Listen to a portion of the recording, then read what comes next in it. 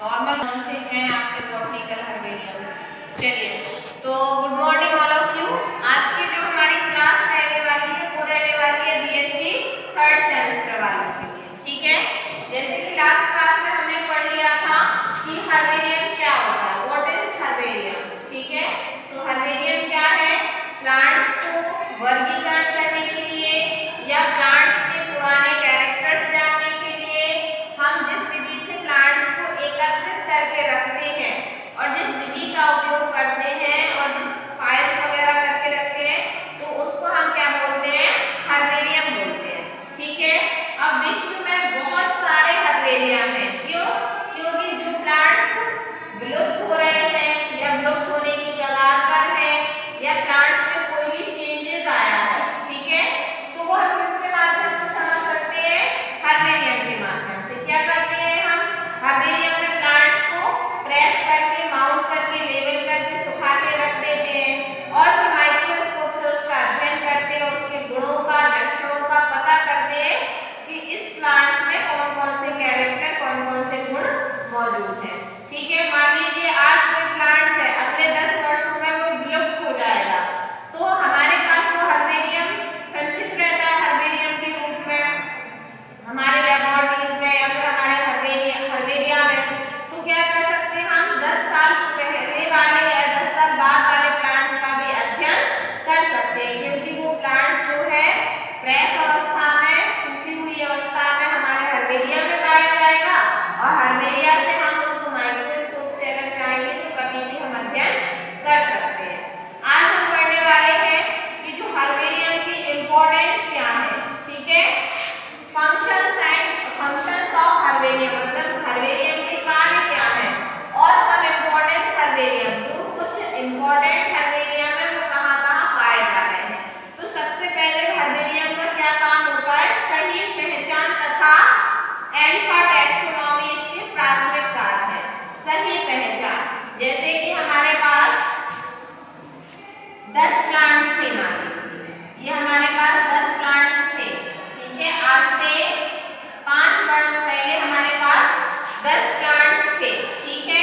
इसमें से ये वाले नंबर का प्लांट जो है अब विलुप्त हो गया है, ठीक है। लेकिन हमने इस 10 प्लांट्स को अपने हर्बेरिया में क्या करा था, संरक्षित करा था, ठीक है।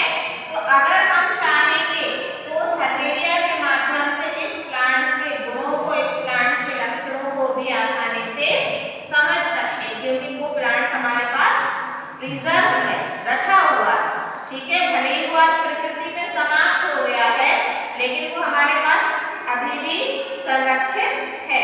ऐसे कई प्लांट्स हैं जो क्या हो चुके हैं, अब विलुप्त हो चुके हैं, ठीक है, या अब वैसे कैरेक्टर या गुण प्रदर्शित नहीं कर सकते। उन्होंने अपने आप को समय के हिसाब से, एटमॉस्फेयर के हिसाब से क्या कर लिया है, अपने आप को चेंज कर लिया है।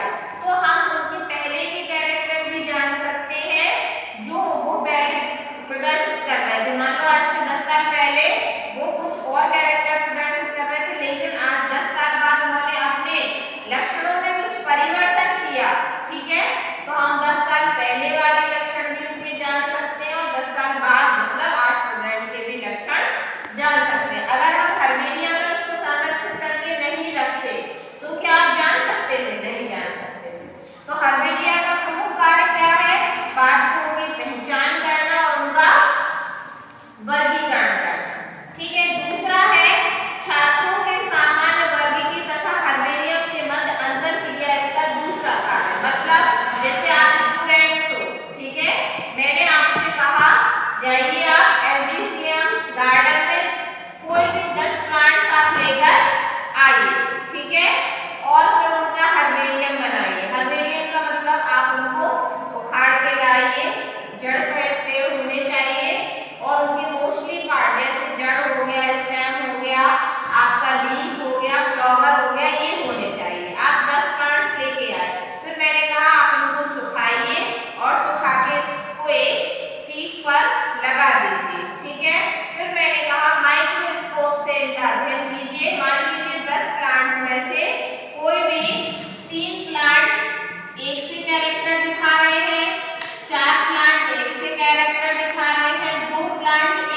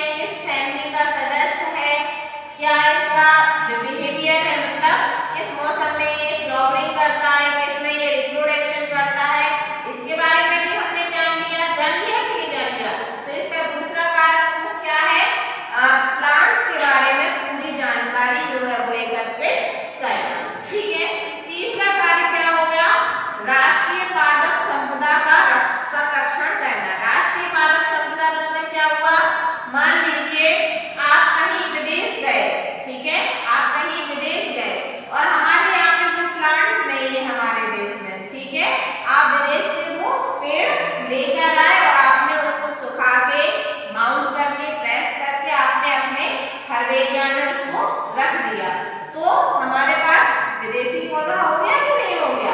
हम उसके लक्षण पढ़ सकते हैं, गुण पढ़ सकते हैं कि ये हमारे यहाँ पे क्यों नहीं पाया जा रहा है, क्या हमारे यहाँ की जलवायु इसके लायक है या नहीं है, या जलवायु के कारण ये यहाँ पे नहीं पाया जा रहा है। ठीक है, तो हम क्या कर सकते हैं, पूरे राष्ट्रीय संपदा प्लांट संपदा को या पादप संपदा को क्या कर सकते हैं, संरक्षित कर सकते हैं। ठीक है, ये इसका नेक्स्ट कार्य होगा। दूसरा कार्य है दूसरे हर्बेरिया आदि से पादपों का विनिमय करना तथा वनस्पति जगत की दूसरी शाखाओं को भी इसका संचयन से लाभ पहुंचाना। मान लीजिए आपके ललितपुर में 3 हर्बेरिया है या फिर मैं कहूँ आपके भारत में 10 हर्बेरिया है। ठीक है, तो जो आपके मरुस्थल मतलब हम कहें कि जो आपके यहाँ मरुस्थल पाया जाता है, कहाँ पाया जाता है मरुस्थल, राजस्थान साइड, तो राजस्थान वाले प्लांट्स अलग होंगे। ठीक है, उत्तर प्रदेश वाले प्लांट्स अलग होंगे, मध्य प्रदेश वाले अलग होंगे, ठंडे प्रदेशों वाले अलग होंगे, प्लांट्स होंगे कि नहीं होंगे। तो हम उन प्लांट्स का आपस में हर्बेरिया का आदान प्रदान भी कर सकते हैं और उनके गुण को समझ सकते हैं। ठीक है, दूसरा है कि हम हर्बेरिया को वर्गीकृत भी कर सकते हैं, किसके आधार पर, एक तो क्षेत्रीय हर्बेरिया हो गया कि हमारे क्षेत्र में मान लो 100 प्रकार के प्लांट्स हैं। ठीक है, वो हर्बेरिया हो गया। दूसरा हर्बेरिया हो गया स्थानीय हर्बेरिया, स्थानीय मतलब पूरे ललितपुर में कितने प्रकार के प्लांट्स हैं। तीसरा हो गया आपका यूनिवर्सिटी या इंस्टीट्यूट या कॉलेज हर्बेरिया, मतलब आपके कॉलेज में कितने प्लांट्स प्रकार के पाए जाते हैं। तो इस प्रकार से हमने जाना कि जो फंक्शंस हैं हर्बेरियम के वो क्या क्या है। ठीक है, तो मेन फंक्शन क्या है हर्बेरिया का कि भाई प्लांट्स को संरक्षण प्रदान करना। ठीक है,